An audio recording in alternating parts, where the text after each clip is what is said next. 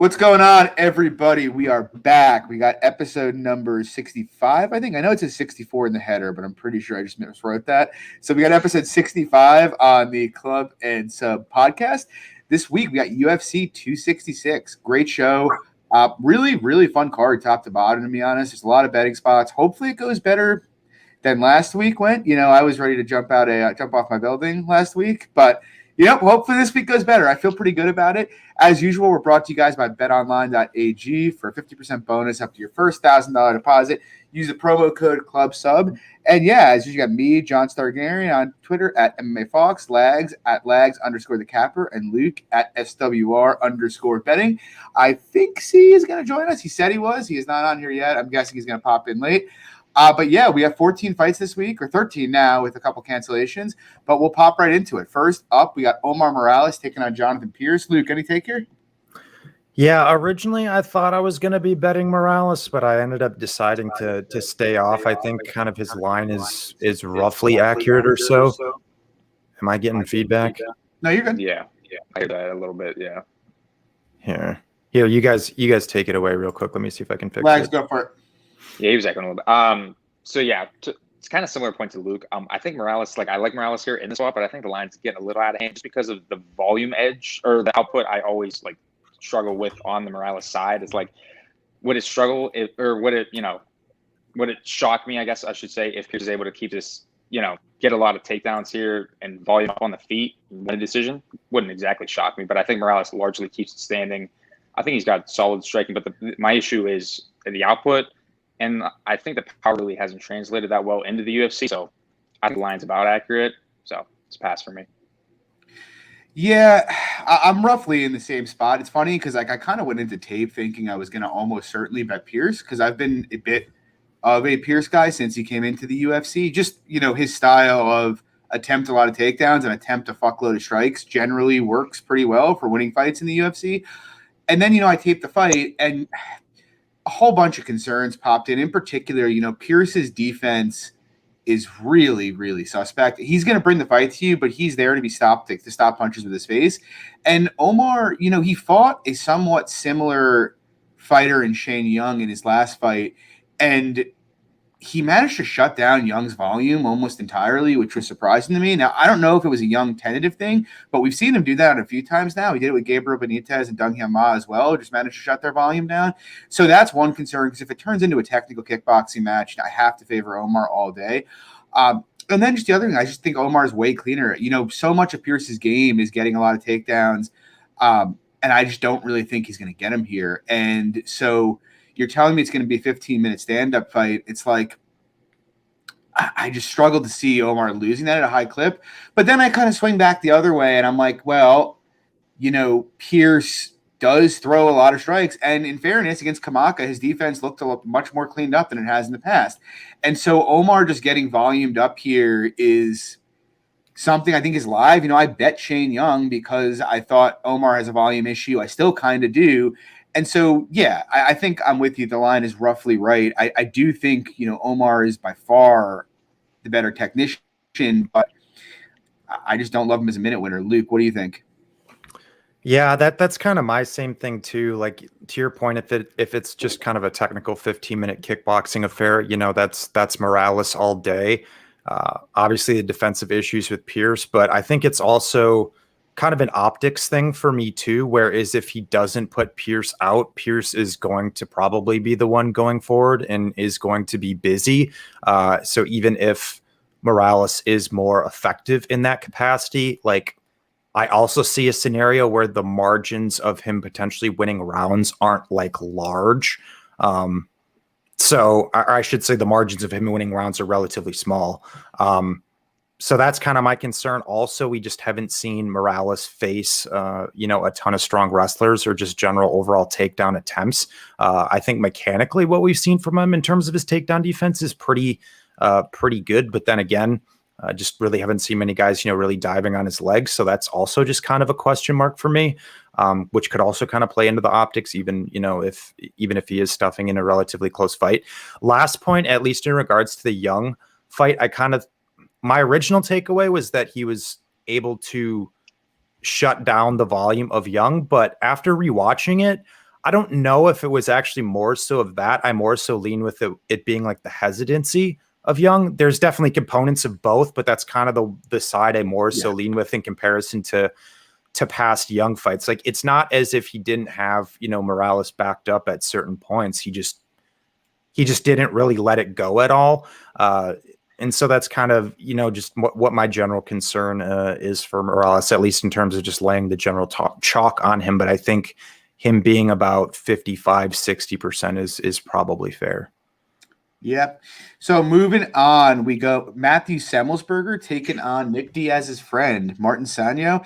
I laid a big number here, to be honest. I put a couple units on Semmelsberger minus 350. I think he's up to anywhere between minus 450 and minus 600 at the moment, depending what book you're using. But yeah, I mean, look, I am not in love with Semmelsberger. I bet Jason Witt against him. I thought Chaos Williams was a decent spot against him his last time out. But, he is a pretty reasonable striker, like a UFC level striker. He throws good volume. He hits pretty hard. My biggest questions with him have just been, what's going to happen when he faces a real wrestler who can put him on his back. But I just don't see that being the case here. He's fighting Martin Sanyo, who, as I mentioned, is Nick Diaz's friend. And as far as I can see, that's the only reason he's getting this fight, to be honest. The guy hasn't fought in 4 years, 0-2-1 in his last 3.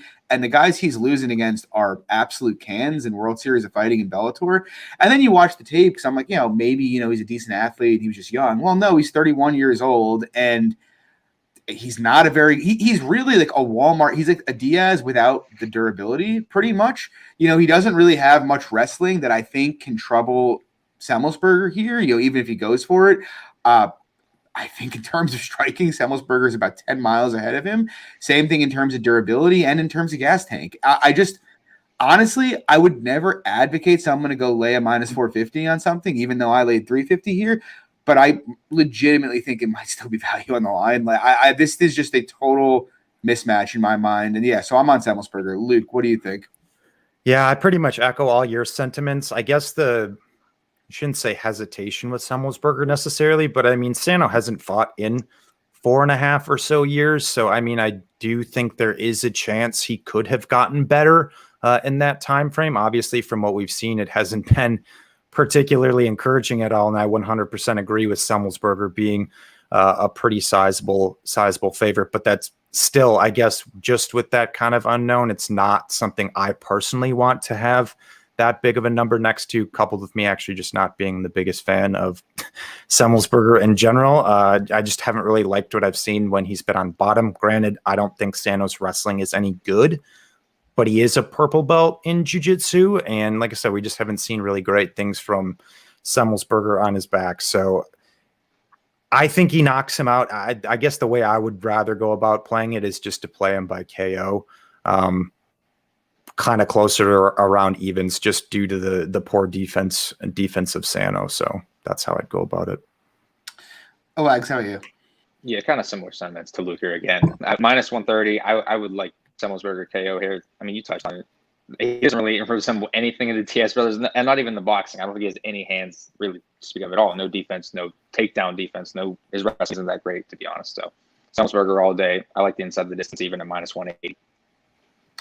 Yeah, nice. So we're on the same page there. Moving on, we got Nick Maximoff. He's originally slated to take on Carl Roberson. People like Nick Maximoff, I'll say that. Taking on now sliding in here, Cody Brundage. We saw him lose to William Knight on Contenders and was supposed to have a Contenders fight lined up next month. Luke, what are your thoughts here? Yeah, I have not taped Brundage yet, but I guess, still quasi-familiar with him from taping him in the past for Contenders and whatnot. Seems to be, a strong wrestler, serviceable hands. I don't think his striking is great. Has some grappling upside. So I guess it's one I'm going to have to definitely do a deeper dive in. I know we're kind of in slight different opinions on Maximoff, because I do like him a bit more than you do. But then again, in relation to the line, I think Brundage did open like plus 275, and that's gotten hit pretty quick. I think he's down to like plus 180 now. Yeah, so it's one of those fights where there is the chance that, Brundage is just the better a better wrestler, and he can be positionally responsible on top. Maybe he's the better striker as well. So it's definitely one I'm going to have to tape. But from a pure odds-based perspective and what I know about Brundage, I am kind of interested in him as a dog here at the price. Legs, any thoughts for you? I have not taped Brundage, so no. Yeah, I'm in, well, a similar but different boat than Luke. I haven't taped it, but I am fairly familiar with Brundage's game, and obviously I taped Maximov for this. My instinct is I might have a play on Brundage. I have to look a bit closer on it, but I bet Roberson, and like, I see why people are high on Maximov, and I'm not saying he can't deliver on the talent, to be clear, because look, the guy's an aggressive grappler. He knows where his bread is buttered, and he goes for it. And, you know, those are the kind of guys who win in the UFC, guys who pursue grappling aggressively, right? Plus, the kid's only 23 years old. Frankly, in my opinion, he probably is jumping to the UFC way too soon. That's my take on it. You know, I can forgive him for his last fight, which was up at heavyweight. He's obviously not a heavyweight. He's a 185er. And so he had some issues just with the size. You could see it there. But, you know, 2 fights ago, he was fighting a guy named Johnny James, who was 1-1. And you know, he won the fight. He ended up finishing him. But there were some pretty dicey scrambles in the fight with a guy who really shouldn't have been competing at that level, like, at all with Maximov there. And it's just like, again, he's very young, and I think he can make improvements. But, you know, getting out scrambled in spots like he did in that fight just makes me think when he fights guys that know what they're doing at this level, he's just going to be kind of overwhelmed at this phase of his career. And now he's taking on Cody Brundage, who, again, I'm not like super high on, but Brundage is a pretty good wrestler. He's very physical and he's a very good athlete. And I think he has a big striking advantage here. And so, again, I have to tape it, but my gut instinct is if it stays standing, Brundage handles him without really any issue at all. And like on the mat, I'd favor Maximov, but I think, you know, he's now dealing with a level of competition in the grappling that he hasn't seen before. And I think that probably to some extent nullifies how well I can project him to perform here. And so, yeah, I think there's probably some value on Brundage on the current line, in my opinion. But we will see. Moving on, Lags, I'm going to start with you here. We got Uros Medic taking on Jalen Turner. Yeah, so I have a pretty play here on the fight doesn't go the distance. So I have 2 units on that at minus 180. You know, I mean, we see from Uros Medic, you know, the captain, the flag bearer, we should say, from Alaska FC. You know, he's largely, you know, 7-0, but all of these are first round finishes. You know, super explosive, super open attacks. So you would have to think that, you know, if he's extended in these fights, that, you know, his cardio isn't looking as great, you know. And then we have on the other side, Jalen Turner, solid striker in his own right. Good T kicks. I think he could work here to the body. But really, for me, it's like the grappling edge is huge here for Turner. I think he could be able to get this fight to the mat if this fight gets extended and he, you know, weathers that early storm. And I think he could find a finish on the mat if he doesn't get finished himself in that first round. So I largely think it's Uros late and then Uros early, Jalen late potentially. So, but I like a violence bet here. Under 2.5 fight doesn't get a distance. Yeah, so I bet Turner. I put 2 units on him at around plus 110. I'll just be candid. Like, I obviously did tape the fight, but even if I didn't love what I saw in the tape, I think Turner, for me, and just the way that I play this game, would be an auto bet in this spot. You know, I'll try to explain my logic here. And I think Turner can hang with Medic skill wise, but just in general, like looking at Medic's career in this whole lead up, he fights in Alaska FC, which is probably the worst regional promotion in the United States, at least of promotions that send fighters to the UFC. It's probably the worst one. And, you know, he basically wins every fight but one by knockout. Every guy he faces is pretty much tomato can. And, you know, the one time he goes into round 2, it's against a guy who's 1-4, who basically just tries to proactively grapple him and has massive success until he finishes him. You know, then he goes to contenders. And again, it's basically the first exchange of the fight. He wins by knockout. Comes to his next fight against Alon Cruz, who, look, I bet Alon Cruz, but, you know, you can look at the stats are hilarious. I think he landed like 50 significant strikes to 0, something like that. But Cruz basically died on the first exchange of the fight and was just kind of hanging on for dear life for the next 5 minutes. And, you know, I see that and I'm like, yeah, that's cool. I get why people like him. He's a big dude. He obviously hits hard. I'm not saying he doesn't. But there's so many questions. There's a question about cardio. There's a question about grappling. His grapplings look legitimately bad. Even defense, we really haven't even seen anybody really proactively fight back against him. How is he going to handle adversity? There's so many questions about him. All we know is that he hits pretty hard and he's explosive. Like, that's really all we know about him. Conversely, we have Turner, who I believe is 3-3 in the UFC and actually is 2 years younger than Medic is. And, Turner, look, he has his issues, and he's a prime candidate to get bonked by Medic. Don't get me wrong. The guy stands very tall with his chin in the air. He's begging to get his head taken off. And, that may happen here. It wouldn't shock me. But he actually is a pretty crisp boxer. He's a decent striker. He's I wouldn't say pretty good. He's a competent submission grappler. To the point that I think if Turner actually decided he was going to grapple Medic here, he'd probably have massive success and win this fight at a very high clip. I just don't trust him to do that. But even in the stand-up, you look at some of the guys that Turner's been in there with, he actually, before Vicente Luque knocked him out in his short notice debut, he held his own. He landed some good shots. The kid can strike. He's talented and he's a great athlete. And, he's battle-tested, whereas I don't think Medic is at all. And so to me, Turner should be a clear favorite here, in my opinion anyway. And so, yeah, I'm on him here. Luke, what do you think? Yeah, I'm kind of right there with you too, John. I don't hate your play at all either legs. I think that's definitely a viable option.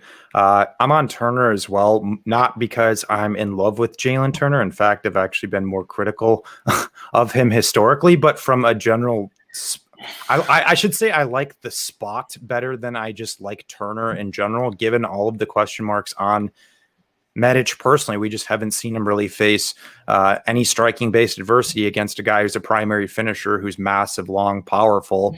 You guys touched on, I don't want to rehash everything you said, John, but obviously a pretty clear edge on the mat if he hasn't leveled up since the couple Alaska FC fights I watched where he's getting wrestled by bums.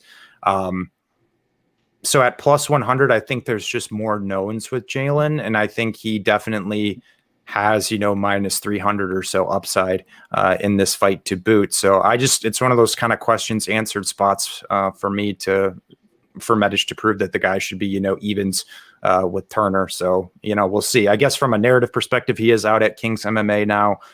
So, he's working with some good bodies, maybe making some improvements, still reasonably young, but I just need to see more from him personally, because even though Turner hasn't won a ton of decisions, I don't think he's actually won. I think he's maybe only won one decision, maybe not any, but he still looked better in extended fights. And really primarily how he's losing is, him getting out wrestled by Frivola. All right, whatever. Frivola's, a UFC caliber wrestler. Like, to your point, looked decent against Luque, all things considered, given the circumstances, competitive at distance before he got bonked. Outside of that, he's looked really good. So plus 100, I'm down to jump on board. You know what my fear is here, though? It's going to be Medic becomes one of these guys where he knocks Turner out in round one, no questions are answered, and he just tortures me for the next 2 years while he just bonks a bunch of guys in the first round, and I keep hitting him. That sounds about right. Maybe this will be a good indicator that if that happens, we just cut it. We just don't bet against him anymore. We stop it right now. I was gonna say, is this gonna be? I don't hate that. Is this gonna be Sean O'Malley 2.0 for you, John? You had Jose Quinones, Eddie Wineland. Oh no, I've stopped chasing Sean O'Malley. I don't think I'm ever getting that belt. But moving on, I got a take for you guys. We got Roxanne Modafferi taking on Tyler Santos. I have a surprisingly strong feelings on this fight for a very small play, but I've heard it light the fire, John. Yeah, I've seen literally 4 separate people tell me forget the Mara Borella fight. It was just her debut, and it's just we have a sample of 3 in the UFC, and one of those 3 against a girl who's not in the UFC anymore, where she was controlled for over a round. We're just supposed to toss out. Why are we supposed to toss that out? Because she beat Molly McCann and Jillian Robertson kept pulling guard. Really? That's why we're going to throw that huge glaring sample, or not huge sample, but that glaring example of how to beat Tyler Santos out. That is completely insane to me. And look, I think Tyler Santos actually has some decent tools. She's a decent striker. She's obviously very, very strong and strong in the clinch. And what I will give her credit for, when she fought Jillian was, look, Jillian did keep pulling guard, which was ridiculous, but she did stay safe on top, which, tells you something at least. She's not like a Borella who's, a threat to get armbarred. If you see top position, she can maintain it. I guess my issue is, though, it's kind of that point. We have Roxanne Modafferi who, look, The girl's a huge dog every fight, and we know why. She has no physicality. She's a very bad striker. She's a mediocre at best wrestler. But what she does have, is kind of, a very strong process. She's going to try to push into the clinch and try to hit takedowns here. She does it in every single fight. And the question, it's always fairly binary with her. If she gets her takedown, she probably wins because she's very good on top. She's great at maintaining control. She has good ground and pound. And if she doesn't, she's pretty much fucked. And so... I mean, that is what it is. You're not right. You're not wrong. You're not wrong. But so the question is, like, can she beat Tyler Santos? And, like, I keep thinking about, like, Santos's 2 performances against Molly McCann and Jillian Robertson. And I'm like, would Roxy fare any different against them, though? Like, I get it. She's not athletic, but, look at the competition that Roxy's beaten and then look at those two. She'd thrash McCann, in my opinion, in the grappling. And if Robertson just decided to give Roxy top position, she'd probably look exactly the same like she did against Santos. And again, so I'm not saying Roxy should be favored. Obviously, she has the hold she does, but she's going to push a similar type of game plan to what Barella pushed against her. We can say, oh, Tyler's way too strong for her. Maybe that's true, and if it is, the line's totally justified. But if it's not, I didn't like what I saw from Santos on bottom against Barella. I didn't like what I saw when she was on bottom briefly against Robertson, and Robertson basically gave position up there. I think if she gets put on her back, she's going to get controlled for a while here. I don't care what you say that we should ignore the Barella fight. She got controlled for over a round by Mara Barella. Roxanne Modafferi is a better grappler than Mara Barella. So I played her for a unit of plus 300. I think the line's a bit crazy. But like I said, it's binary. She's either going to look way better than her line, or the line's going to look completely justified. Luke, what do you think here? Yeah, I personally can't get to like the Santos like minus 400 number, but I'm also not playing Roxy here either. Like I'm more so. It's one of those spots where I do think that it's a bit wide, but it's just not enough for me personally. I don't want to say I'm necessarily in the camp of throw the Barella fight out, but I'm more so in like the side sub camp of that says I think it was an anomaly. Like just in watching her tape historically, like I don't know what it was with her that she just seemed like off that night completely. Like she seemed uninterested. She wasn't moving as well. She was constantly like messing with her uniform and shit. Like, I don't know. That fight just gave me a weird vibe. But to your point, John, you are betting a plus 300. There is an argument to be made why that is value 100%. So I don't hate it. I'd be more inclined to actually take, a small half unit or something on Roxy if I was to bet the money line here. But I am actually just considering playing Santos by decision at like minus 135 or so. I just think the striking levels are different, but she's not really a big hitter historically. Finished a ton of people back in the Brazilian regionals, but hasn't translated to the UFC as well. So I also think she could land takedowns on Roxy and be fine from top position too. So instead of laying, minus 400 on it, that's kind of how I'd look to go about it. Yeah, I kind of think it's going to be a race to top position, to be honest with you, between the two of them, and whoever wins it might be Santos at a high clip, is going to win the fight. Yeah. Lags, what do you think? Yeah, I don't really have a ton to add from what you mentioned. It's pretty much that it's a binary fight. It's either Roxanne looks like, close fight here, or she gets absolutely dominated really in the physicality realm. And that's kind of where I kind of felt too. I don't mind the decision prop either because I think that she could land takedowns too and just hold top position as well. But yeah, pass me as well.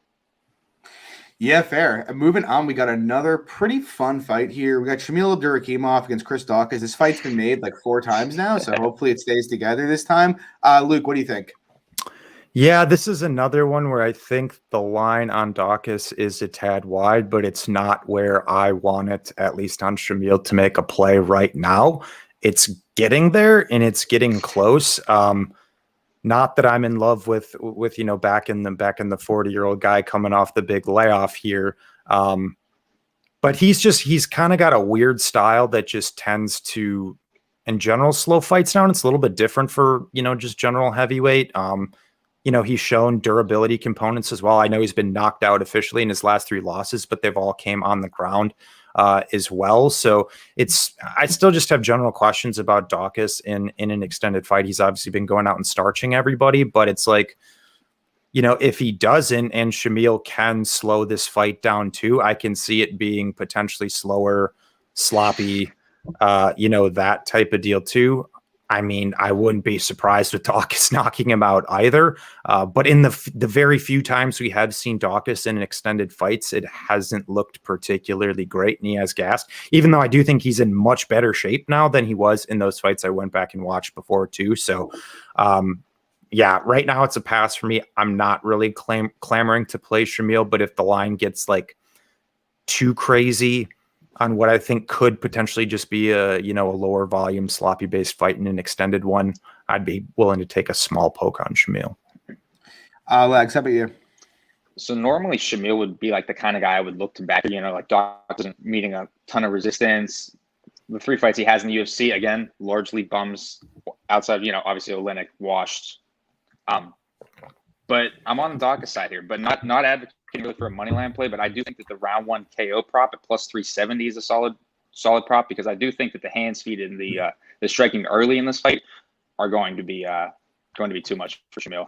Like touched on, Luke, the 2.5-year layoff, and I just really think that his like wonky striking isn't exactly the best. Not to mention, I don't think Shamil's cardio is the best either. Not that I think that in the first round it's going to matter much, but I just think the power in the striking is going to be too much for him. Yeah, that's interesting. I actually think that's a pretty good play, to be honest. I like Shamil personally in terms of value on the fight, but I do think, I'm not saying Dawkins can't. I think Dawkins can definitely win a decision, but I think the largest portion of his win equity is probably tied up in an early round KO. I guess my view on Dawkins is we don't even know what he is. It's kind of funny because coming into the UFC, Porter was considered a bum and Nascimento a pretty big prospect, and obviously Oleinik's old. It's funny that Porter has been the win of his that's aged the best, and the Nascimento win kind of seems. We just saw Nascimento get lit up for a round and a half by Alan Badeau, and Oleinik obviously very old. But yeah, I mean, Dawkins had 7 minutes of cage time. I do think in terms of his offensive ability, he's a very good boxer. It's very crisp. His hands are very, very fast. And like that's like the big fear for me with Shamil is, Shamil wasn't fast even at his peak. And, how he's going to look off 2 years, I don't even know. Dawkins is just way, way, way faster than he is. But, that said, with how the fight plays out, like you said, Lags, Dawkins hasn't really seen any resistance. And like you touched on, Luke, when he has gone past round 1, it's gotten pretty ugly for him. And, looking at it here, it's like nobody has really outclassed Shamil on the feet ever in his career. Maybe Dawkins is that guy, but the guys who have let their hands go at Dawkins have hit him pretty consistently. I still don't think, I think he measures range pretty well, but I think he's also very, very hittable if you can get inside his range in the pocket. And so, look, Shamil is just a much more experienced striker than he is. The guy's been in there with real killers, whereas Dawkins is, he's still a very big question mark. And when it comes to grappling, I think most of the grappling upside is in Shamil's favor here. And especially because whenever guys have tried to go aggro on Shamil, he immediately defaults to grappling. He's not just going to run for them. He's going to try to initiate it. And I don't know whether he hits takedowns, but I do think there's a reason he's been able to shut volume down so well throughout his career with that inside-out game. I think he can do that here. I have concerns with the age. I have, a lot of concerns with the speed. But, Dawkins is so fucking unproven. It's just, him being priced up near 70% is crazy to me. I think I have Dawkins slight favorite on the age and kind of output issue. But, yeah, I mean, I like Shamil. I'm kind of just watching the line as well, but I'm probably going to play him here too. But, yeah, moving on. Luke, you broke this down already, right? Yeah. Yeah, okay. Moving on, we got Dan Hooker taking on Nasrat Hakparast. Lags, any thoughts here?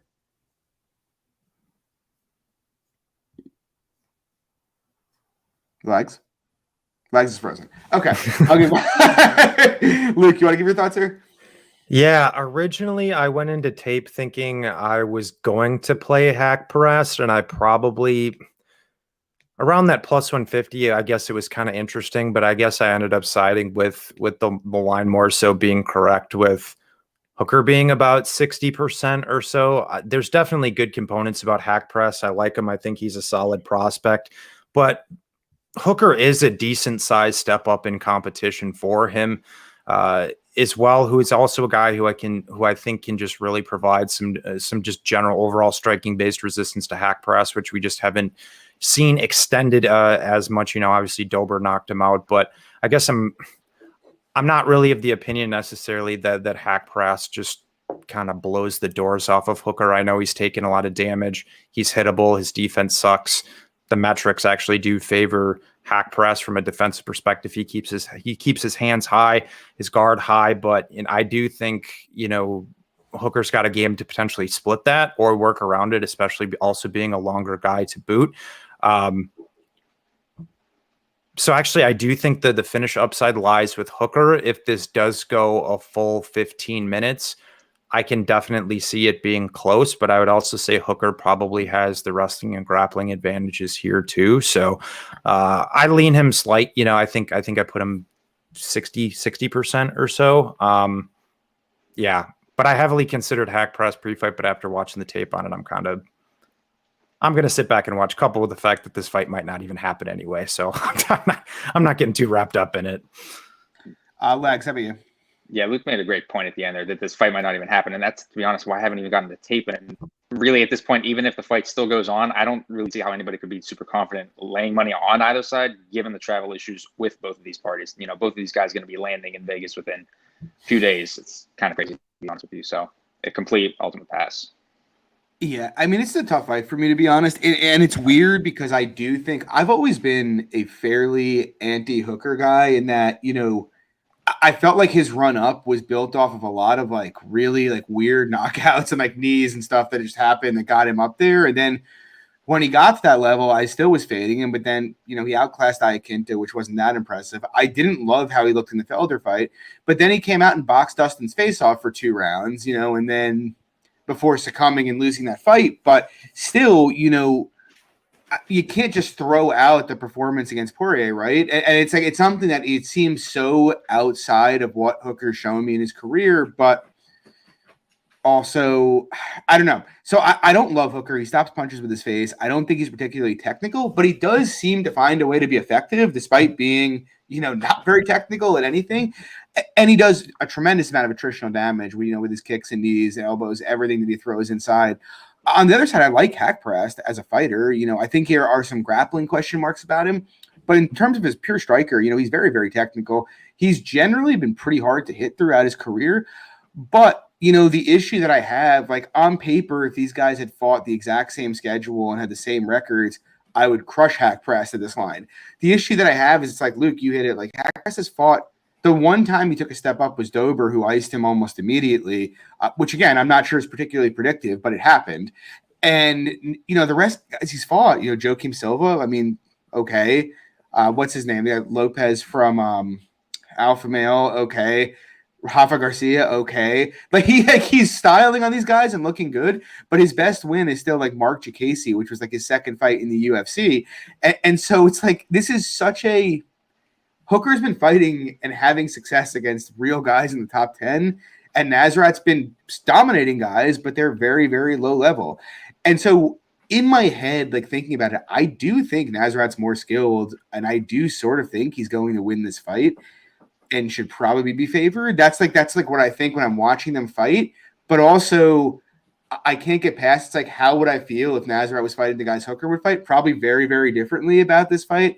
And so, yeah, I'm passing. I thought about playing Nasrat. If it got to plus 150, I would. I do think he's the cleaner striker and probably the better fighter, but I just can't take the dive with that kind of skill gap. Moving on, we got this is a fun one. Luke, starting with you here. We got Marlon Morris taking on the machine, Merab Dvalishvili. Yeah, probably my most confident take on the card. I played Merab here pretty heavily. I guess the main talking point, obviously, Morris faster, the better overall striker, has power. But in this particular type of a matchup, I think he's largely pretty much round 1 or bust, just with the type of pace and pressure that Merab pushes. I mean, just his general overall wrestling metrics are completely insane. The amount of control time he's able to rack up in these fights, I think he's in control positions 87% of the time. It's pretty much right up there on par with, a Gillespie or a Blades. I mean, just elite in that capacity. And what we have seen from Morris in extended fights, hasn't looked particularly great. He gassed pretty bad against Cejudo, and that was even after first 5 minutes in that fight where, Cejudo didn't really do anything and just allowed himself to get kicked for 5 minutes. And there was really no pace at all pushed for the first 5 minutes of that fight. And he still death gassed in the fifth. Really, it was that one takedown attempt that Henry was able to land. You saw Moraes throw up the one arm bar, but after that, he just pretty much went to his back, held on for dear life, was hoping for a stand up, just sucking big wind. And then we obviously saw him get finished. So, his takedown defense, isn't bad. He is a black belt in jiu-jitsu, but it's one of those spots where I just think, the stronger positional based wrestler who can just push a ridiculous pace. Even, if Merab necessarily isn't a guy who's flattening dudes' shoulders to the mat 24/7, he just plays that blanket game really well. I just don't see how Moraes's gas tank holds up in that scenario, just coupled with, the primary win condition of Moraes being a KO, in my opinion. Well, those opportunities in theory are going to be few and far between if Merab is a hold of him, for 10 plus minutes of this fight as well. So yeah, do I still have some defensive issues with Merab when he's coming in? Yes, but I also don't think Moraes is like a great counter striker. I just feel like the win condition of Moraes is limited and it's within a small time frame. So if it comes, it comes, but there's just more things that point to me that this is a pretty horrible stylistic matchup for Moraes. Yeah, I agree. Lags, what do you think? So I don't really disagree with anything that Luke said, but what I'll add on to that is I do think there's a perfect prop here to play that I touched on earlier. Merab by KO or decision at -135. So I have 2 units on that, which I think, again, largely his win condition covers both KO and the decision. And then I also have a quarter unit on Marlon in round 1 at +950, which, like Luke touched on, largely covers his win condition in that first round. Because Luke touched on with levels in skill, there's a huge levels in cardio in this fight. I mean, the longer this fight goes, Merab is just going to absolutely drown him with pace. So I love Merab in the spot. I think the KO decision line is an absolutely gift of a prop to -135, and there's a perfect hedge opportunity again with a +900. I think there still is now. So. Yeah, I actually think it's kind of interesting you said that because, like, if you actually look at the lines, the current line on Merab, and the best you can get is about -250, which is you cut the line in half. It's like 71.5% implied, something like that. And then, Merab decision, you're talking about like 56.5%, 57% implied. There is not a 13% chance that or a 15% chance he's submitting Marlon Moraes. I can say that pretty much with the utmost certainty. Like, he could submit him if he rocked him badly, but the guy's never submitted anybody. I don't think he's submitting Marlon. I like that play. I'm going to probably tail it. I'm going to probably sprinkle a little bit on Merab moneyline as well. I'll be honest, do I have Marlon finishing him fast fears? Yes. I've been scarred by Marlon too many times, having money on the opposite side when he's iced people. I know I was on both Aljo and Rivera, and I think I was on Sunsao as well. But at the same time, it's C's not on, or I'm sure he would say this, but he kind of touched on in our group chat today where he's like, I legitimately think Marlon just kind of hit high roll with a bunch of quick finishes over and over that aren't that likely. And I do sort of agree with that sentiment. Like, you look at the Aljo fight, Marlon went to throw a leg kick and Aljo ducked into it, and he finished him that way. He just clipped Jimmy upside the head. He's obviously explosive. I'm not taking that away from him. He's a great finisher. But I do think, the degree of likelihood that a finish happens is quite low early. And by quite low, I'm saying I think you're in the probably 10 to 15% range when he finishes Merab in round 1, which is a pretty strong for a bantamweight fighter. Right. A 15% chance to finish a fight in round 1 is quite high at bantamweight. But sorry, real quick, and just given the stylistics of the fight, it's like he's either going to probably KO him before he's stuck on him, or it's likely just Merab just riding him for the rest of the fight. And even in the beginning of the fights or the beginning of the rounds where he's not stuck to him, he's going to be so gassed from Merab just fucking taking him to the canvas up and down, up and down, up and down. So it's I think it's literally round 1 for Marlon. Well, even if it played out a distance for 15 minutes, look, Marlon's a much better striker, but Merab's generally a busier fighter than he is. I'd obviously favor Marlon in a kickboxing match. But I just think, first of all, Marlon's gas tank issues are very predictable at this point. We know he certainly can't fight at Merab's pace for more than maybe 6-7 minutes in a fight. And on top of that, I didn't like how he looked against Rob Font at all. first of all, he came out wrestling, which for a guy with gas tank issues, that was very, very odd unless you know you're not taking punches well anymore. And sure enough, he got hurt twice with a jab, which I thought was, look, Font's awesome, but getting hurt like that by a jab is pretty concerning, especially when the guy's been finished as many times as Marlon has been recently. And so I'm not convinced he won't just get iced if he gets touched here either. But I mean, largely I agree with everything Luke said. I think Merab's style of fighting is probably the best round winning style in the entire sport. He's kind of like the bantamweight version of Covington, to be honest, for being completely honest. And I just don't, yeah, I think he's about 80% here. I think it's tough to get below that. A decision is probably 90 to 95% Merab, like literally, which is crazy. But I think he's that reliable to win minutes in this fight.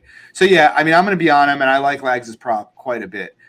Moving on, we have probably my favorite spot of the night. We got Jessica Andrade, Bate Estaca, someone I've backed consistently throughout her career, taking on Cynthia Calvillo. And I am betting Cynthia Calvillo here, to be completely honest with you. I love Andrade. I've bet her over and over and over again. I think her style of pace and takedowns and cardio is probably elite. I mean, it is elite for WMA. It's how she became the champion, right? She hits hard and she has elite cardio and she's extremely physical. But I don't really see a lot of places she's better than Calvillo outside of that pure physicality and athleticism, if I'm being honest. I think at range, as long as Calvillo doesn't get clipped by one of those huge hooks, she's definitely the better range striker, in my opinion. I think she will light her up there. Look, you can say whatever you want about Jessica Ai and her striking. Jessica Ai, if you told Jessica Andrade she couldn't clinch with her or take her down, is probably a cleaner striker than Jessica Andrade. And Calvillo boxed her face off like it was nothing. I think while they're at distance, she's going to win the striking here, unless she gets hurt or finished. In the grappling, Calvillo's maybe the first girl other than Valentina that Andrade has fought who's a better grappler than her. Like, she's not going to want to be involved in scrambles here, so I'm not sure how many takedowns she'll actually go for. And on top of which, if Calvillo can hit them herself, like, I get it, Andrade hasn't been controlled much in her career. But again, outside of Valentina, Calvillo's got the best top game of anybody she's ever fought. And so ultimately, the only place I see Andrade having like consistent success is in the clinch. And maybe she can get it there and dominate her there. Maybe she can knock her out. That can happen for sure. And she might just be able to out physical her, out athlete her. You know, that's in play. But I think this should be close to a pick'em, to be honest. I think Calvillo is a much more skilled fighter. Obviously, physicality, a huge thing in WMMA, but I'm on Calvillo relatively big here. Luke, what do you think? Yeah, I did not anticipate to have any interest on this fight at all, but I taped it pretty intently today. I also ended up on the Cynthia Calvillo side. I played her for a unit and a half at plus 225.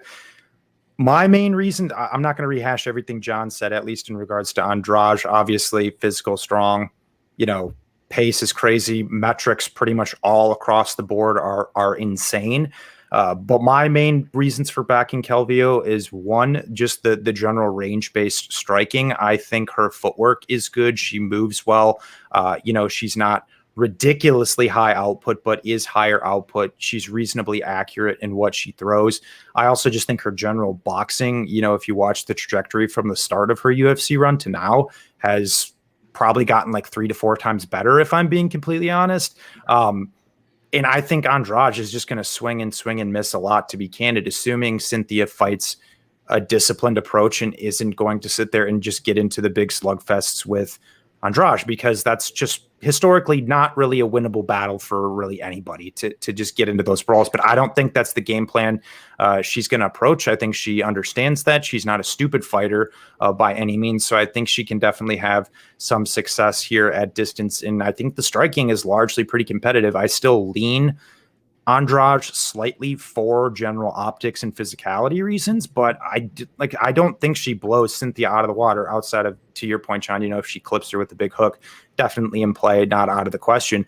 But Cynthia defends strikes at 67%, man. Like that's pretty good. And it's over a decent sample size of time too. So I'd say it's, statistically significant. This is the best chick she's fought, which does need to be noted, but so that's kind of my first point. My second point is mainly with the grappling. You touched on it too, John, that, really Andrade has only faced, primarily one girl who's really wrestled her in Shivchenko, but even going back to her fight with Pennington when she got subbed back in the day, Pennington actually did get the better of the wrestling and grappling, and she was able to take her back there. So, I mean, really the last 2 times, girls that have been like at least at a minimum, okay or competent wrestlers and grapplers have exposed Andrade on the ground. And to your point, I value the top game in wrestling of Calvillo. She's a brown belt in jiu-jitsu. She's not necessarily going to be lay and prey on the ground. She looks to pass.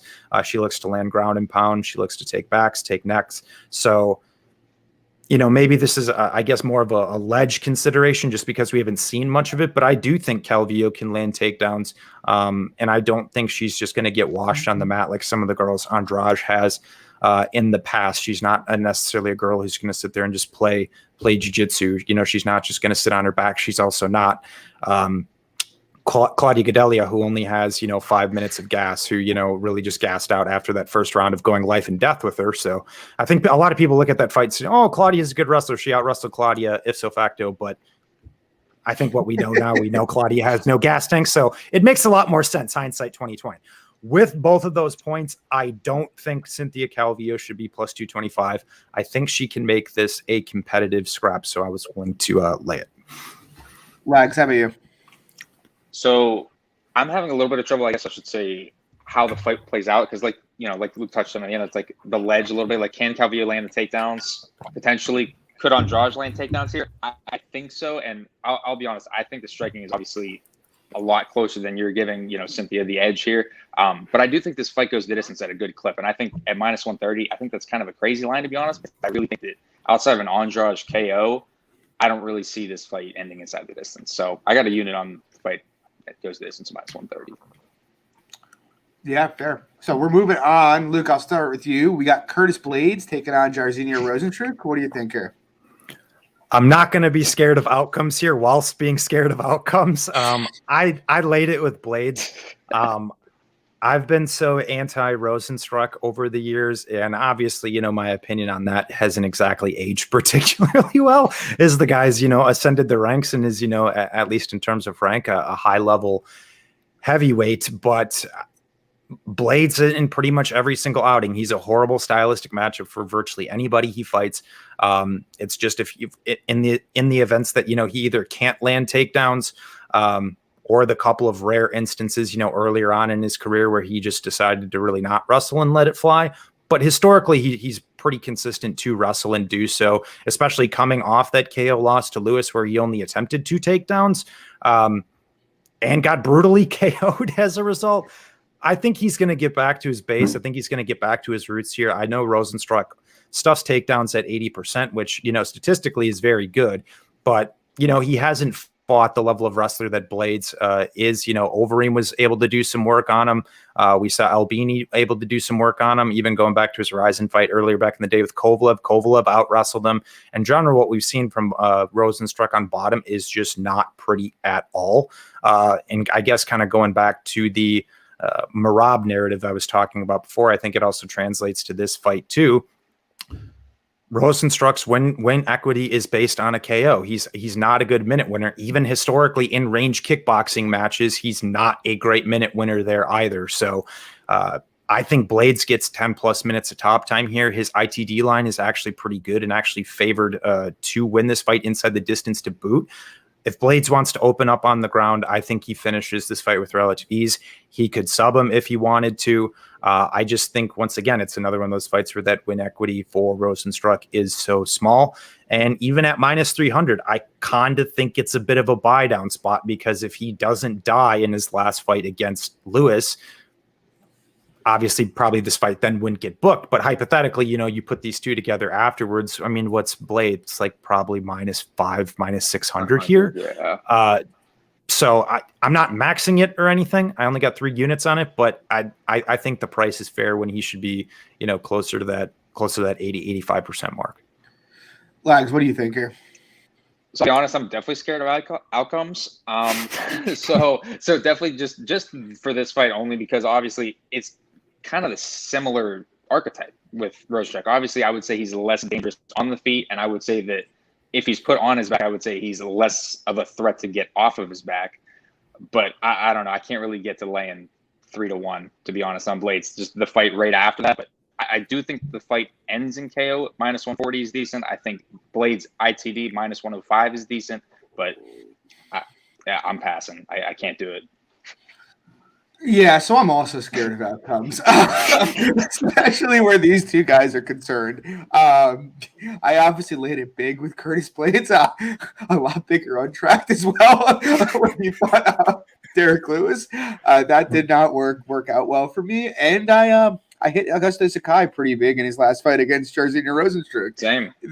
Fun times, yeah. So, not.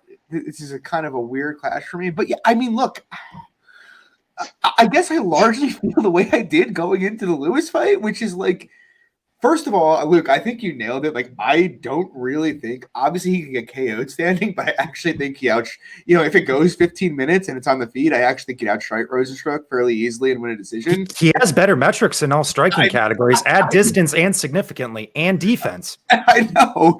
And like, he's never really, outside of against like Francis, looked like bad on the feet, right? And I mean, whereas Rosenstrik, I'll give Rosenstrik credit to where it's due. He's got a nice leg kick. He's got a good counter too. Obviously he hits very, very hard. But Rosenstrik, he's the epitome of the guy who's willing to let you put on as much volume as you want on him without returning strikes. But, with that said, look, obviously, if I thought Blades was going to stand with him for 15, I'd bet Rosenstrik at the number. I'm not betting Blades. I do think the line is probably short at minus 300, if I'm being honest. I just, again, it's like the same way I felt about the Lewis fight. Blades, the fight's going to be in space for, first of all, Rosenstrik's low volume. The fight's going to be in space for likely such a short amount of time. And on top of which, unlike Lewis, who will just buck upwards, which obviously didn't happen in that fight, but, that concern was there and just stand up. Rosenstrik is lost when he's on his back, man. Like, honestly, the guy is totally lost. Like, one takedown might be the fight here. I actually don't think the Blades ITD is bad. But like I said, like, I'm not betting it just because, like, I've seen this movie before and I don't want to be involved again. But I do think Blades probably handles him like 85, 90%, if I'm being completely honest here. Like, I think Blades is awesome. He's a pain in the ass. He's annoying. He's fragile, and it's annoying the way he's lost in the UFC. But Blades' game for heavyweight is like super elite, whereas Rosenstrik's like kind of your classic bad at everything except one thing, and that one thing is enough to win a lot of fights. So yeah, I like Blades. I'm not betting it. I'm too scarred, but look, I'm rooting for you. Yeah. Next up, we got Robbie Lawler taking on Luke's boy, Nick Diaz. It's kind of interesting because, like, I, coming into this, was like, Lawler's a must bet of a 5-year break. I was like, this is easy and even money. And then, like, I was certain I was going to bet Robbie. And then, looking at it, I'm just like, yes, the reason Lawler would be a must bet is kind of the assumption that Nick's been doing nothing but getting fucked up and is washed, right, for 5 years. But what is Robbie Lawler right now? You go back through tape and you watch his last couple fights. He's not washed. I'm pretty sure he is. And I love Robbie Lawler, but the guy, his best days are long, long behind him. And so ultimately, now the game you're playing is, to what degree is Nick washed? And guess what? If Nick's not totally washed, he is going to absolutely wipe him out. And if they're both washed, guess what? Nick does the one thing that Robbie Lawler can't seem to deal with, which is just tons of volume. Like, you look at the Covington fight, and look, Colby is awesome. He's one of the best fighters in the sport. But the reality is his striking is much more volume than technique-based. The opportunities for Robbie to let his hands go were there in that fight, and he just didn't. He kind of just doesn't react well to volume anymore, which is all Nick Diaz is going to bring to him here is going to be volume. Robbie's not going to take him down 6 times. We know that. And so now we're relying on Robbie Lawler, who hasn't KO'd anybody in literally, 6 years now since the Rory fight, I think. He's going to KO Nick because unless Diaz's gas is fucked, and who knows, maybe it is, but unless it is, I struggle badly to see Lawler winning minutes here. I don't have a bet just because, look, there's so many question marks. It's like, how do you really assign value? But I do think if I had to bet somebody, it would probably be Diaz. Luke, what do you think? I'm considering betting Nick just as the little degen in me. I guess I wouldn't necessarily advocate anybody tailing it. If I did it, it would be uber small. But for a lot of the points that you brought up, I think his volume is just more reliable. I mean, once again, it's under the precipice that he still has some components of what he did in the past. So there's that. I know the argument that Robbie's been more active and whatnot, but to your point, John, he just hasn't. He hasn't looked good, and he just hasn't really done anything either. So it's like, yeah, you can say there's more unknowns technically on Nick Diaz, but the more knowns for Lawler are even worse than the potential upside for the unknowns on Diaz, I think is the best way I would describe it. To your point, I think just theoretically on paper, Nick has a good style to beat Robbie Lawler, not to mention that, you know, he's the better submission grappler should he decide to take this fight to the floor. We saw how, you know, bad Robbie looked in the Magny fight, and there's a ton of grappling in that fight. He just really wasn't able to work up or get Magny off him at all. Not to say that Nick's going to be out here shooting and attempting a ton of takedowns. That's also, you know, another large question mark, but I do think it's a path for him in this fight. Coupled with it also being 5 rounds. I know in the little video that they put out today, Nick's looking a little pudgy. I'm not gonna lie. It's not looking good. I had this like super fire take coming into this podcast to say that Nick was just gonna like mop him. And to some extent, I still think he can. But after looking at that, I was like, oh, bro. I thought you've been doing like triathlons and stuff. I was reading a ton of stuff that he was in like phenomenal shape. And then he showed up looking like he just, you know, has been eating at a taco truck for the last, you know, couple weeks or so. And I'm like, bro, where's the vegan? Where's the vegan shit at, bro? Come on, Nick. So, oh man, I don't know if I do it. It is probably the most degenerate bet of my life. But I do think in a W that Nick has more general upside, and at plus money, that's how I would do it. Lags, what about you? I think only 2 things I'll add to this is first, Uncle Weezy in the chat, 1-800-GAMBLER. Can't really, you know, disagree with that. That's kind of where I feel with this fight because the thing is, yeah, Diaz has been off for 6 years, but Lawler, outside of Donald Cerrone, hasn't looked good in 6 years almost. So I think, I mean, like you guys touched on, I think plus money on Diaz is probably the only way to look at this, like total pass. I think you just got to enjoy the nostalgia. Yeah, it'll be fun. Moving on, we have a fight literally no one wants to see. Another Valentina fight that nobody wants to see. We got Valentina Shivchenko taking on Lauren Murphy. Lags, any hot takes here? No, I don't. To be completely honest, I don't think there really is much of a hot take, but I think the tough part with Shevchenko fights and Nunez fights, really, to be honest, it's like picking on how you're going to play the fight. Usually for most people, it's like, are you going to take the inside the distance? Are you going to look at totals, KO, subs, stuff like that? But like, to be honest with you, the over 2.5 is kind of sketchy to me because I think Lauren comes forward, you know, is aggressive, at least in those early rounds, but she's going to slow, I think, the later this fight goes. And like, if Shevchenko wants to, she could put on any kind of beating whenever she wants to. She steps the aggression up. She could finish Lauren whenever she wants to be honest. So I think Val KO at -120, I think that's probably your best bet if you had to touch anything, but I'm not touching this. Yeah, I'm not touching it either. Val beats the shit out of her however way she wants. I mean, I guess that's the take. I hope I'm wrong. Like, I would love to see Lauren Murphy come out here and like beat Valentina Shevchenko. But you not being on her though, John, come on. I don't see it, dude. Like I'm honestly, I'm like the line. No. What I'm saying, you want to see her win, and you wouldn't be on her when that happens. Like, Lags, I waded my foot into the Fade Valentina waters in her last fight. No, listen, I'm not saying no. What I'm saying is, I'm not saying you should fade her with Lauren. I'm saying you shouldn't be rooting for Lauren. You should be rooting for Valentina. I would just like to get her out of there. I've lost a lot of money on Shevchenko fights over the years. I bet her against Nunes twice, bet home against her, bet Andrade against Shevchenko. There's just been I have nothing hot to say here. And I guess, Lags, like I agree KO is probably a good price, but I mean, if Shev decides to sub her, she probably can, right? Yeah, so, right. Yeah, yeah. That's where you're fucked. It's like the inside the distance is -230, but like, could she beat her for a decision? Could it be a decision? Maybe. I don't know. It's just like it's a huge question. It's just whether or not she steps on the gas. I would say enjoy it, but go for a smoke break or go get a beer or whatever when this fight's about to start. You'll be coming down off the high that is Nick Diaz and Robbie Lawler, no matter how bad that may be. Don't feel obligated to be locked into this one, okay? The last thing I will say on this, her nickname, even though she's Lucky Murphy, she's very unlucky to be in the spot, and I'm glad to see this because she got lucky in a lot of her decision wins to get her into this spot that cost me a lot of money, so I'm glad to see Valentina kick her ass in this fight.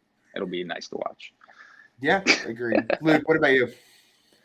One thing I will say for Murphy to give her like any sort of credence, I do think she's had like a bit of a career resurgence. I mean, at like 38 years old or whatever she has, I mean, she's looked better than she ever has in her entire career. But to your point, yeah, she's just kind of screwed wherever this fight goes. And I do not want to be involved in this fight from a betting perspective because, to your point, I think if she wanted to sub her, she could. If she wants to let it go more, she probably can. And honestly, the main reason I'm staying off of any sort of over or under total is more so just based on Lauren Murphy approach, because we have seen girls fight Chev and just not really fight her, i.e. Liz Carmouche. And that went to the distance. So like if Murphy just kind of comes in there deer in the headlights and just kind of just avoids and like doesn't want to get finished, like that could very well push this fight over too if she's just completely non-committal. I would assume at 38 years old and being in the UFC as long as she has, now that she's finally getting her title shot, I'm assuming she's going to just try her best to go out there and get her out of there early, most likely. Maybe could have a decent first round with wrestling. I wouldn't be shocked. She has proactively wrestled more in recent years, but yeah, I think Shivchenko kicks her in the face, to be completely honest. Her defense is just not good at all. So I guess my pick is Shivchenko KO, but yeah. Well, moving on, we got the main event. We got a fun one. Tough coaches, Alexander Volkanovski, Brian Ortega. Luke, I'm going to stick with you here. What do you think of this fight? Yeah, I largely like Volkanovski. I guess the main credence to Ortega, just from a general perspective, is, how much better has he gotten in the last couple of years? Obviously, he looked good in his fight with Jung, and just in terms of, his general movement, I thought was better. His style, his general approach just seemed to be a lot different than what we've seen from him historically. But it's a one fight sample against kind of an average to lower volume counter power striker, which is not Alexander Volkanovski at all. So I just kind of struggle to see Ortega significantly winning minutes here, at least if we're getting, the Ortega of old. So yeah, there's that. And even if Volkanovski wanted to wrestle, honestly, I think he could be fine. I'm not saying it would be, the most intelligent approach, him getting, stuck in a guillotine or something like that. But I'm more so of the opinion that his positional responsibility and general control is good enough to actually avoid Ortega subs. But in general, I just don't think Ortega is going to be able to overtly win minutes in this fight with the pressure and pace that Volkanovski brings as well. Coupled with, Volkanovski, outlanding Holloway at distance twice. I mean, that's not like that's just not something that can be. Yeah, just throw it out. But it's just like, I think that is not something that can be glossed over. Like, that is an amazing feat to do that once, but twice. I know people say that they thought he lost the second fight. I kind of thought he lost the second fight too, but nonetheless, still uber competitive, uber close. Ortega historically, he, I think, has only outpaced like 2 guys in the UFC, and in general, he's just losing the large majority of minutes. He was losing to Brandao, he was losing to Moicano, he was losing to Swanson. It's kind of, he's largely been the guy who's, losing until he's not. So that general archetype of Ortega is just massive red flags against a guy in Volkanovski. But once again, maybe the guy's gotten significantly better. Maybe these improvements are real. You're saying he was going out to the clubs and fucking around during the Holloway fight and stuff, and now he's at home with Cortez, Magic's favorite girl in the world, and he's all grounded and centered now and taking his career more seriously. So there might be some merit to that, but just based on general historics and statistics, it's not a great fight for Ortega. Luke, Lags, what do you think here? So I don't think it's a direct comp, but like similar to our last main event with Anthony Smith, I do think that largely that Ortega is finish reliant here. Like Luke touched on, I think Volkanovski is going to largely be winning the minutes here. He's such an elite fighter, elite striking, elite cardio. I think obviously elite wrestling. I think he could use that here. But obviously, I would advise against that. But to me, I haven't really made a play here, and just because that I just don't think that Volk's finishing ability is that highly. So I think that 4-5 decision play at plus money actually might be the better move here than laying -170. Not saying that -170 isn't justified. I do think it is, because again, only one fight sample size we see of this new Ortega. So is that enough to say that he should be, 30, 35% against, arguably the other best technical striker in this division? I don't really think so. So I like Volkanovski, and I'm probably going to have a unit and a half on that 4-5 decision play. Yeah. So this is it's a weird fight for me. And it's one that I've struggled with a lot because, before the line came out, my own kind of in my head, I'm like, people saw what Holloway did to Ortega. Like this is, and we've seen Volk hang with Holloway for 10 rounds now. It's not like it's an aberration. It's like, this is, logically, we're going to see Volk minus 250 to minus 300. And then it drops like minus 185. And I'm like, okay, well, it's going to get bet up. And instead, most of the action for a while came the other way. We saw Volk get down to minus 150. And I'll be honest, it spooked me a bit because most of the people I've talked to like Volk in this spot. But the line yet continued to move against him, which I don't know. I get nervous about stuff like that, and it seems like every time I'm on the wrong side of like that kind of early movement, things tend to go bad. Like when a line feels trappy, it usually is. I guess is the best way to put it. But then I dove into the tape on it, and it's like, and in my head, I'm like, maybe the Ortega performance against Zombie was good enough that I am missing something here. But I watched it back and look, I'm not going to make a case that Ortega didn't look good that fight. Obviously, he did. But what I will say is, what he showed Zombie wasn't really anything particularly sophisticated. He just basically went southpaw, jabbed him, and threw kicks for 5 rounds. Like that's and just moved, didn't stand in front of him. And Zombie just really didn't have an answer for it. Now, I don't know how much of that was him maybe being concussed from the back elbow that put him down early. It could have been some of it. But the bottom line is I didn't really think, for as good as he looked, and he did look good, I didn't see him do anything in that fight that made me think, this is something that could trouble Volk. He wasn't showing any new ability to throw extended combinations in the pocket and duck strikes. Because, every time we've ever seen Ortega, kind of go at it in the pocket, he's usually the one getting teed off on throughout his entire career. No, instead he avoided the pocket with Zombie. But it's like, are you telling me he's going to outfight and outpoint Volk on the outside? I really don't think so. I'm pretty convicted that he's not, to be honest with you. Volk just spent his last 70 minutes in the cage with Jose Aldo and Max Holloway and outlanded them 390 to 260. I really don't think he's losing a point fighting match with Brian Ortega. Again, I did think Ortega improved on the outside, but I didn't see anything there that would really make me think it changes the calculus for this fight. And in terms of the grappling, look, Ortega's always a threat to sub. I do actually have some concerns with Volk's grappling when he faced a real wrestler. Just some of the stuff that happened with Mendez made me a little nervous. But it's weird because obviously Ortega has great jiu-jitsu, but I don't think he's a very well-rounded grappler. Even when he hits takedowns, if you watch, his initial instinct is immediately look for a finish. He doesn't really ever try to lock down position and look to advance into a place where he can actually secure it. It's immediately look to dive on the guillotine. Even against Zombie, he tried to do it too. And he's just doing stuff that, first of all, he's not a good wrestler, and I don't think he can get many takedowns here. But even if he got 1 or 2, I just don't think he can sub Volk or hold him down at a very high clip, just with what I've seen. And so ultimately it comes down to, the lines made me nervous, but, Volk's metrics are all-time great, and he's fought all-time great competition. It's not like he's putting this up against, shit. The guy has just beat Max Holloway twice, no matter what you think of it. Like you said, Luke, it was a close fight. We saw what happened with Ortega in that. And plus, while the line scares me, let's not forget Brian Ortega closed as a favorite against Max Holloway. That happened. The market does tend to overvalue Ortega. And so, I bet Volk. I put 2.5 units on him. If I'm wrong, okay. I just, there's nothing in my head. I felt this way about Anthony Smith last week, and I passed like a fucking pussy. There's just nothing in my head there's no way I can think about this to make me think Volk's worse than 70% here, to be honest with you. Again, maybe I'm wrong. Who knows? We'll see. But that's just my own gut feeling about it. But yeah, guys, thanks for coming out tonight. We appreciate it.